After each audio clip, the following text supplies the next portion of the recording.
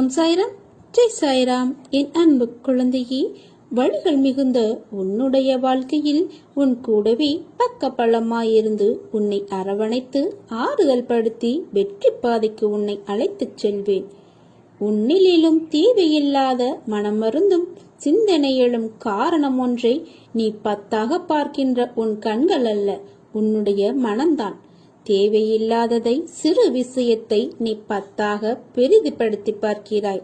உன்னை அறிய நீ யாரிடமும் எதையும் கேட்க வேண்டாம். உன் முன் உன்னையே யார் என்று காட்டுகிற கண்ணாடி முன் நின்று உன்னை பார். நீ நிற்பதை போன்ற உன் உருவம் நேர்மறை என்று நினைத்து உன் கண்களால் உன்னை கண்ணாடியில் காணும்போது எதிர்மறை. உன் வலது கைகள் இடது கையாகவும் உன் கண் முன்னே தோன்றும். நீ அதில் உன்னை மாறி காண்பிக்கின்றது என்று கூறுகிறாய். ஆனால் அதுதான் உன்னை உண்மையாக வெளிக்காட்டுகிறது. உன் கைகள் திசை மாறி காண்பிக்கலாம், ஆனால் உன் ஆன்மாவை காட்டும் உண்மையான ஒரு பொருள் கண்ணாடிதான். அதில் நீ உன்னை நினைக்கின்ற எண்ணம் உயர்த்தி பேசி அந்த கண்ணாடி முன் நின்று பார். உன் உயரங்கள் எவ்வளவு குள்ளமாக இருக்கின்றது என்பதை நீ அறிவாய். இதுவே உன்னை தாழ்த்தும் விஷயங்களை யோசித்துப்பார். அவைகள் தோல்வியாய் இருக்கலாம், ஆனால் அவை உனக்கு தந்த வைரமான பொக்கிஷ அனுபவம். அந்த அனுபவத்தின் பாடங்கள் வெற்றியை விட பல கோடி மடங்கு பெரியது.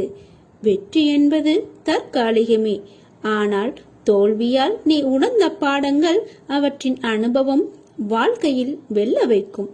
அதுதான் உண்மையான வெற்றி. அது உன்னை பக்குவமடைய வைத்து நீ எப்படி இருக்க வேண்டும் என்று உன் ஆன்மாவின் மகத்துவத்தை பற்றி உனக்கு சொல்லி உன் பிறப்பையே புனிதமுடையதாக மாற்றும். நான் சொல்லும் வழிகளில் நீ செல்கிறாய். நிழலுக்கும் நிஜத்துக்கும் உள்ள வேறுபாட்டை நீ அறிய ஆரம்பித்து விட்டாய். நீ எல்லாம் சுபமாக நடக்கும். உன் வாழ்வில் நீ எப்போதும் ஜெயமாக இருப்பாய். உனக்கு எவையெல்லாம் பிடிக்கிறதோ அவற்றை கொண்டுதான் சாய் உன்னை சோதிப்பார். எந்த வேண்டுதலையும் சாயிடம் நீ வைக்க வேண்டிய தேவை இருக்காது. உன்னை காப்பது அவரின் கடமை. உன் மனதில் ஓடும் எல்லா எண்ணங்களும், ஆசைகளும், கனவுகளும் நான் அறிவேன். உன் தேவையை நான் நன்கு அறிவேன். எது நன்மையோ அதை மட்டுமே உனக்கு அளிப்பேன். என்னை நேசிக்கும் நீ என்னிடம் எந்த வேண்டுதலையும் வைக்க தேவையில்லை. எதற்காக பின்பு நீ கவலைப்படுகிறாய்? நீ எது செய்தாலும் சரி, பேசினாலும் சரி, எனக்கு தெரியும். பொறுமையாக இரு. என்னை நினைத்து கொண்டிருக்கும் வேளையில் முடிந்தவரை உதவி தேவைப்படுபவர்களுக்கு உதவு. எதற்காகவும் கலங்காதே. உன் வாழ்க்கை நிச்சயம் பொற்காலமாகத்தான் இருக்கப் போகிறது. நீ எதற்கும் பயப்பட தேவையில்லை. நீ நினைத்தது போன்ற வாழ்க்கை உனக்கு கிடைக்கும். ஆனால் வாழ்க்கை கஷ்டங்கள் இல்லாமல் எப்படி இருக்கும்? பகலிரவு என இருப்பது போல இன்பம் துன்பம் என்ற பக்கங்கள் உண்டு. அதை தாண்டி மனம் தளராத உழைத்து அதற்கான தகுதியை நீ வளர்த்து கொண்டால் நிச்சயம் நீ ஜெயிப்பாய். அதுதான் உனக்கு அறிவுரையாக கூறுகிறேன். நிகழ்கால வாழ்வு என்பது மிகவும் முக்கியம். எதிர்காலம் நல்லதாய் அமைய வேண்டும் என்றால் நான் கூறுவதை காதில் வாங்கிக் கொண்டு உன் புத்தியிலும் மனதிலும் அதை பதித்து அந்த இடத்தில் அமர்த்திவிடு அந்த எண்ணங்களை. இது நிச்சயம் நடக்கும். நீ என் அருள் பெற்ற, ஆசீர்வாதம் முழுவதுமாக பெற்ற என்னுடைய செல்ல குழந்தை. நீ எல்லா செல்வ வளங்களையும் பெற்று நீ நன்றாக இருப்பாய். உனக்காக நான் இருக்கிறேன். ஏன் இத்தனை கலக்கம்? உன் மனதை புரிந்து கொள்ளும் சக்தி படைத்தவன் நான் மட்டுமே. உன் அப்பா என்றும் வசதி படைத்தவர்கள் வீட்டுக்கு ஒருபோதும் நான் செல்ல மாட்டேன். ஆனால் என் பிள்ளைகள் கஷ்டத்தில் இருக்கும்போது அப்பா என்று கூப்பிட்டால் அவரது இல்லத்திற்கு சென்று வேண்டிய உதவிகளை செய்துவிட்டு அவரது இல்லத்தில் உணவருந்துவிட்டு உன் அப்பா செல்வேன். நீ என் பிள்ளை. நான் உன் வீட்டிற்கு வருவேன். உனக்கு கஷ்டம் ஏற்படும் போது அப்பா என்று என்னை கூப்பிடு. நான் வருகிறேன். நல்லதே நடக்கும். என்னை நீ மனிதனாக நினைத்தாலும் சரி, இறைவனாக தொழுதாலும் சரி, உன்னிடம் நான் பூஜை செய், என்னை துதி என்று நான் சொல்லவில்லை. மாறாக நீ எந்த அளவு என் மீது நம்பிக்கை வைக்கிறாயோ அதை விட அதிகமாக உனக்கு நான் நல்லது செய்வேன். அன்பைத்தா. அடக்கமாக இரு. அகங்காரம் கொள்ளாதே. உன் அப்பா நான் இருக்கிறேன். நீ நம் பாபாவாகிய சத்குருவானவர் நமக்கு எதை அளிக்க வேண்டும், எதை அளிக்க கூடாது என்பதை பாபாவே தீர்மானித்துக் கொள்ளட்டுமே. பாபா பக்தர்களின் ஒவ்வொரு செயலும், வாழ்க்கையின் ஒவ்வொரு நிகழ்ச்சியும் பாபாவாலேயே கவனிக்கப்படட்டும், உருவாக்கவும் படட்டும். அப்படியே அது நடந்தும் வருகிறது. பாபா தன்னிடம் பூரண சரணாகதி அடைந்த பக்தர்களிடம் உம்முடைய எல்லா பொறுப்புகளும் என்னுடையவை என்று ஏற்கனவே சொல்லியிருக்கிறார். உம்முடைய எல்லா காரியங்களையும் நானே முன்னின்று நடத்துகிறேன் என்றும் கூறியுள்ளார். பிரார்த்தனை நல்லது, அது பக்தியை அதிகரிக்க செய்யும். ஆனால் நடந்த சம்பவங்களை எடுத்துக்கொண்டால் தன் பக்தனுக்கு எது நன்மையோ அதை மட்டுமே பாபா அளித்துள்ளார். பிரார்த்தனைகளை விடுத்து பாபாவிடம் நாம் பூரண சரணாகதி அடைய வேண்டும். மற்றவற்றையெல்லாம் பாபா பார்த்துக் கொள்வார். நீ செல்லும் பாதையில் உனக்கு நல்ல வழிகாட்டியாக இந்த சாய் இருப்பார். நீ என்னை மனதார நினைத்தால் நான் ஓடோடி வருவேன். உனக்கு தேவையானது நிச்சயம் கிடைக்கும். நம்பிக்கையோடு இரு. நேரம் உங்களுக்காக காத்திருப்பதே கிடையாது. நீங்கள் மட்டும் ஏன் நல்ல நேரத்திற்காக காத்திருக்க வேண்டும்? நல்ல விஷயங்கள் செய்ய மோசமான நேரம் என்பதே கிடையாது. இன்றே செய்வோம், இப்போதே செய்வோம், அதையும் நன்றாக செய்வோம், நன்றே செய்வோம் என்பதை கவனித்து நீ செயல்படு. உங்களுக்கு கிடைத்த வாழ்க்கையை எண்ணி மகிழ்ச்சிக்கொள். ஏனெனில் உங்களுக்கு சாதாரணமாக தோன்றும் வாழ்க்கையானது பலருக்கு கனவாக உள்ளது என்பதை நினைவில் கொள். உங்கள் வாழ்க்கையை மற்றவர்களுடன் ஒப்பிட்டு பார்க்காதே. சூரியனுக்கும் சந்திரனுக்கும் எந்த ஒப்பிடும் இல்லை. அவர்கள் நேரம் வரும்போது பிரகாசிக்கிறார்கள். கொடுப்பவன் இறைவன் என்பதை உணர்ந்து கொண்டால் கிடைப்பது எதுவும் தாழ்வாக தெரியாது. உங்கள் திட்டத்தை விட உங்களை படைத்தவனின் திட்டம் மிக சிறப்பாக இருக்கும் என்று நம்பிக்கையுடன் நகருங்கள். வெற்றி உங்களுக்கே. சவால் நிறைந்த செயலில்தான் சாதனை ஒளிந்திருக்கிறது. என் அன்பு குழந்தைகளே, அந்த சவாலை சாதனையாக மாற்ற உங்களிடம் துணிவும் இருக்கின்றது, திறமையும் இருக்கின்றது. அதை நீங்கள் மறந்துவிடக்கூடாது. தட்டும் போது திறக்கப்படாத கதவுகளே புது வழிகள் பிறக்க காரணமாகின்றன என்பதை நீங்கள் மறவாதே. உன் வாழ்க்கையில் நல்லது நடக்கும் என நீ திரும்ப திரும்ப சொல்லும் போது நல்லது நடக்கும். நீ முயற்சி செய்யும் காரியங்கள் அனைத்தும் வெற்றி பெறும். இந்த சாயின் ஆசி உனக்கு எப்போதும் உண்டு. ஒரு மனிதன் வாழ்க்கையை வாழ அவசியமான விஷயங்கள் இருப்பது போல வாழ்க்கையில் சந்திக்க, அதை கடந்து செல்ல, அதை எதிர்கொள்ள அவர்களுக்கு அடிப்படையான தேவை அன்பு, நம்பிக்கை, பொறுமை, நேர்மை, விடாமுயற்சி. ஒரு கடினமான சூழலை கடக்க ஒருவருக்கு நீடித்த நம்பிக்கையும் குறையாத பொறுமையும் மிக முக்கியமான தேவை என்பதை கருத்தில் கொள். உன் வாழ்க்கையில் உன்னை தலைகீழாக மாற்றும் சூழல் வந்திருக்கலாம். அது உன்னை நடுங்க வைத்து உன்னை பாடாய்படுத்தி இருக்கலாம். ஆனால் முயன்று மீண்டு வருவேன் என்று நம்பிக்கை இழக்காமல் பொறுமையோடு அந்த சூழல் நிரந்தரமானது அல்ல என்று நேர்மறை எண்ணத்தில் எதிர்கொள்ள வேண்டும். அப்படி ஒருவர் நம்பிக்கை இழந்து நிற்கதியாய் இருக்கும் சூழலில்தான் அந்த ஆன்மா என்னை நோக்கச் செய்கிறேன். நம்பிக்கையை என் வார்த்தைகளால் நான் கொடுக்கின்றேன். அதை அவர் மனதில் பதிய, அவர் மனம் ஆனந்தமடைய சிறு லீலைகளை நான் நடத்தி அவருக்கு நம்பிக்கையை ஊர்ஜிதப்படுத்தியிருக்கிறேன். அவருக்கு என் மீது உள்ள நம்பிக்கையை அதிகப்படுத்தியிருக்கிறேன். நீயும் நானும் எப்பொழுதும் ஒன்றாக இருப்போம். நீயும் நானும் வேறல்ல. எதற்காகவும் பயப்படாதே. நான் எப்போதும் உன்னுடனேயே இருக்கிறேன். பயப்படாதே. எங்கெல்லாம் என்னை நீ நினைக்கிறாயோ அங்கெல்லாம் நான் உன்னிடம் உன் கண் முன்னே வருவேன். நீ செய்த பாவங்கள் அனைத்தும் நான் அறிவேன். இப்பிறவியில் நீ எப்படி செயல்படுவாய், இனி வரும் பிறவியில் எப்படி இருப்பாய் என்பதை நான் அறிவேன். நீ படும் வேதனையை பார்க்க முடியாமல் நான் கவலைப்படுகிறேன். உன்னை பாதுகாக்க உன் கூடவே நிழலாக இருக்கிறேன். ஒவ்வொரு நொடி பொழுதும் உன்னை நான் தேற்றி வருகிறேன். மனதை தேற்றிக்கொள். கர்மத்தின் தீவிரத்தை இதுவரை அனுமதித்தேன். இனி அது நடக்காது. நான் நடக்கவும் விடமாட்டேன். நீ சந்தோஷமாக இரு. அப்பா நான் இருக்கிறேன். நீ எப்போதும் மகிழ்ச்சியாக இருப்பாய். என் பக்தன் 1000 மைல்களுக்கு அப்பால் இருந்தாலும் ஒரு குருவியின் கால்களுக்கு கயிறு கட்டி இருப்பது போல் இந்த மசூதி தாயிடம் இழுத்து கொண்டு உன்னை வந்திருக்கிறேன். ஒரு நாள் போவது ஒரு யுகமாக தெரிகிறது என்று புலம்புகிறாயே. நான் இதுவரை எத்தனை யுகங்களை பார்த்திருக்கிறேன் உனக்கு தெரியுமா? எத்தனை பேர் வந்தார்கள் போனார்கள். அவர்கள் பெரும்பாலோர் இப்படித்தான் உன்னை போல புலம்பிக் கொண்டிருந்தார்கள். சிலர் மடிந்து போனார்கள், சிலர் எதிர்த்து போராடினார்கள். எல்லாம் முடிந்து அவர்கள் வேறு ஜென்மம் எடுத்து அந்த கர்மாவை கழித்தார்கள். இனி வருபவர்களுக்கும் இதுதான் நிலை. நீ தோல்விகளையும் கஷ்டங்களையும் கண்டு ஓடி ஒளியாதே. தைரியமாக எதிர்த்து போராடு. இந்த ஜென்ம கடமைகளை அனைத்தையும் இந்த ஜென்மத்திலேயே முடித்துவிடு. அதற்காக எதிர்வரும் கஷ்டங்களை ஏற்று போராட மனதை நீ பக்குவப்படுத்து. முடியாத போதெல்லாம் சாயிராம் என்று மனதிற்குள் பதியமிட்டுக்கொள்.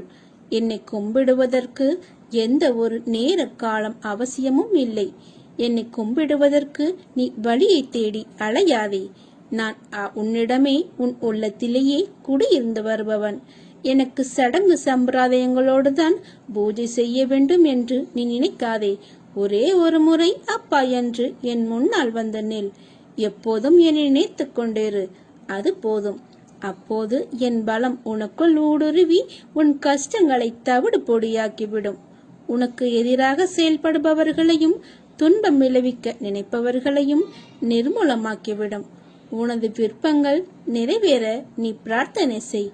வெறும் பிரார்த்தனையினால் மட்டுமே உனது பிரச்சனைகளை நான் முடித்து வைப்பேன். ஒரு மனிதனின் வாழ்க்கையை வாழ அவசியமான விஷயங்கள் இருப்பது போல் வாழ்க்கையில் சந்திக்க, அதை கடந்து செல்ல, அதை எதிர்கொள்ள அவர்களுக்கு அடிப்படையான தேவை அன்பு, நம்பிக்கை, பொறுமை, நேர்மை மற்றும் விடாமுயற்சி. ஒரு கடினமான சூழலை கடக்க ஒருவருக்கு நீடித்த நம்பிக்கையும் குறையாத பொறுமையும் மிக முக்கியமான தேவை. உன் வாழ்க்கையில் உன்னை தலைகீழாக மாற்றும் சூழல் வந்திருக்கலாம்.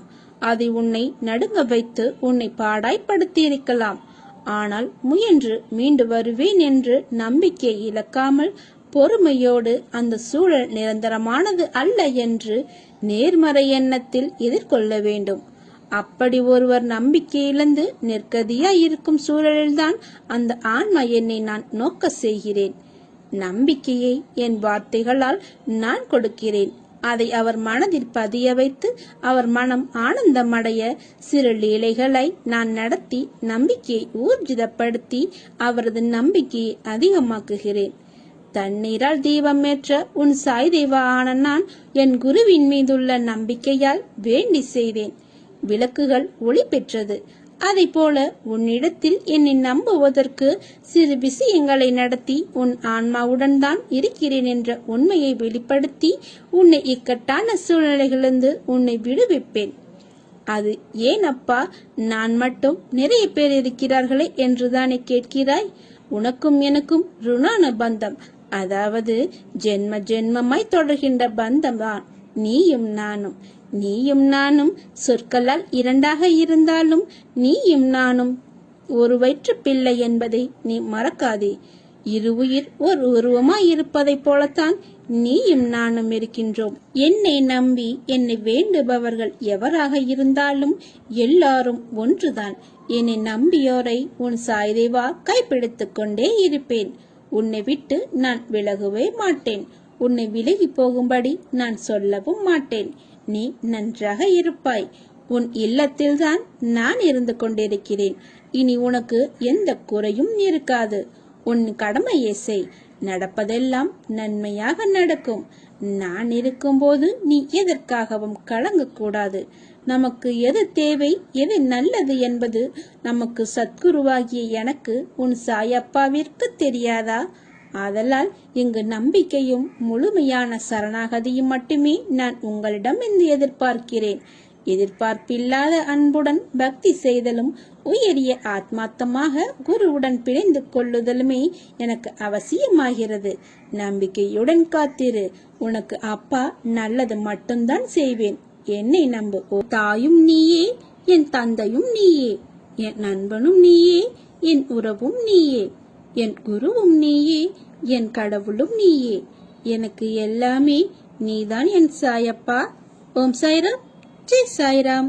என் அன்பு குழந்தையே, நான் சித்திரமாக இருந்தாலும் சிலை வடிவில் இருந்தாலும் எனது ரூபத்திற்கு உயிர் கொடுத்து நீ வாசம் செய்யும் இடத்தில் இருந்து கொண்டு உன்னை வழிநடத்தி கொண்டிருக்கிறேன். இது தெரியாமல் நீ என்னை ஏடி அலைந்து கொண்டிருக்கிறாய். நான் உனது கண் முன்னே அமர்ந்து கொண்டிருக்கிறேன். நீ வாசம் செய்யும் இடத்தில் எதுவும் உன்னை நெருங்காமல் துன்புறுத்தாமல் இருக்க நான் காவலாக இருக்கிறேன். நீ மறந்து விட்டாய். உன்னை தேடி நான் வந்து அமர்ந்து கொண்டிருக்கிறேன். நான் உன்னிடத்தில் இருக்கும்போது எதை பற்றியும் கவலைப்படாமல் உண்மையான விசுவாசத்தை என்னிடத்தில் செலுத்து. உனது பழக்க வழக்கங்களை மாற்றிக்கொள். என்னிடத்தில் நீ ஐக்கியமாகிவிடு. உனது கர்ம பலன்களில் இருந்தும் நீ செய்த பாவங்களில் இருந்தும் உன்னை முழுமையாக நான் விடுவித்து விட்டேன். உனக்கு வேண்டியதை தகுந்த நேரத்தில் உனக்கு வழங்குவேன். நீ எதிர்பாராமல் இருக்கும் தருணத்தில் உன்னை தேடி வரச் செய்வேன். உன்னையும் உன்னை சார்ந்தவர்களையும் உனது வம்சாவளி சேர்ந்தவர்களையும் பாதுகாத்து வழிநடத்தி அழைத்துச் செல்வது எனது கடமை. நம்பிக்கையோடு இரு. உன்னை நிச்சயம் உயர்த்துவேன். பொறுமையாக இரு. அப்பா நான் இருக்கிறேன் நிழலாக. என்றும் உனக்காக நீ செல்லும் இடமெல்லாம். உன்னை அலட்சியமாக நினைப்பவர்களை விட்டு நீ துணிந்து விலகிவிடு. உன்னை பொக்கிஷமாக நினைப்பவர்களுடன் இணைந்து உன் வாழ்க்கை பயணத்தை தொடங்கு. அனைவருக்குமே உதவுவதற்கு இந்த பிரபஞ்சம் எப்போதுமே காத்திருக்கிறது.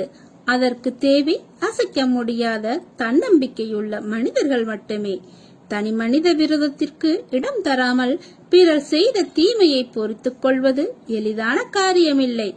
ஆனால் அந்த நற்பண்பு ஒருவருக்கு இருந்துவிட்டால் அப்படி பொறுத்து கொண்டவர்க்கு புகழும் பெருமையும் உயர்வையும் தானாகவே அது கொண்டு வந்து சேர்த்துவிடும்.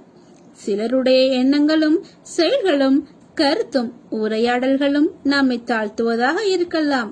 அது நமக்கு வியப்பாகவும் வேடிக்கையாகவும் ஏன் வேதனையாகவும் கூட இருக்கலாம். அது அவர்களின் அறியாமையினாலோ அல்லது பொறாமையினாலோ உண்டானது. அதை கடந்து செல்வீர்களேயானால் நீங்கள் விரும்பிய நற்காரியம் நிச்சயமாக நடந்தே தீரும். உங்களை வலுப்படுத்த தெரிந்தவர்களிடம் மட்டும் உங்கள் குறைகளை சொல்லுங்கள். உங்களை பின்பற்றி வருபவர்களிடம் மட்டும் வழியை சொல்லுங்கள். உங்களை நேசிக்க தெரிந்தவர்களிடம் மட்டும் அன்பை சொல்லுங்கள். யாரோ ஒருவரின் அர்த்தமில்லாத நிராகரிப்பிற்காக கவலைப்படாதீர்கள். துணிக்கடையில் பல பேரால் ஒதுக்கப்பட்ட ஒரு துணி யாரோ ஒருவருக்கு பிடித்து போனதாய் அமைகிறது. உங்களுக்கு பிடிக்காதவர்களையும் உங்களை பிடிக்காதவர்களையும் கடந்து செல்லுங்கள். உங்களுக்கான நிம்மதி தானாக கிடைக்கும். நடக்கும்போது செருப்புக்குள் சிக்கிய சிறு கல்லும் வாழும்போது மனதை வாட்டும் கவலைகளும் உதறி தள்ளும் வரை தொல்லை தான் தரும். புரிந்து பயணப்படு.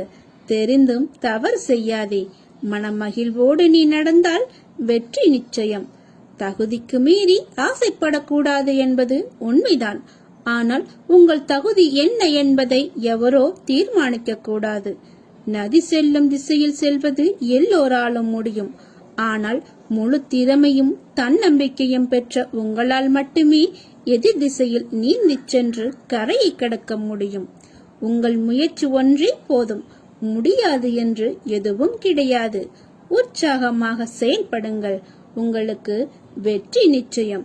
நாம் செய்த புண்ணியமும் தர்மமும் நமக்கும் இடத்தெரியாத இடத்தில் இக்கட்டான சூழ்நிலையில் ஏதாவது ஒரு ரூபத்தில் நம்மை நிச்சயம் காப்பாற்றும். ஒரு நாள் போவது ஒரு யுகமாக தெரிகிறது என்று நீ எதற்காகவும் புலம்பாதே.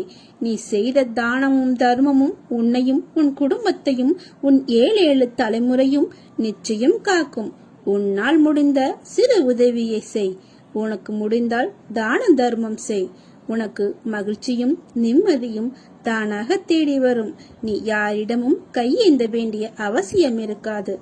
எத்தனை பேர் வந்தார்கள் போனார்கள், யார் யார் எப்படி இருந்தார்கள் என்று நினைத்துப்பார். உன்னால் முடிந்த தர்மம் செய்.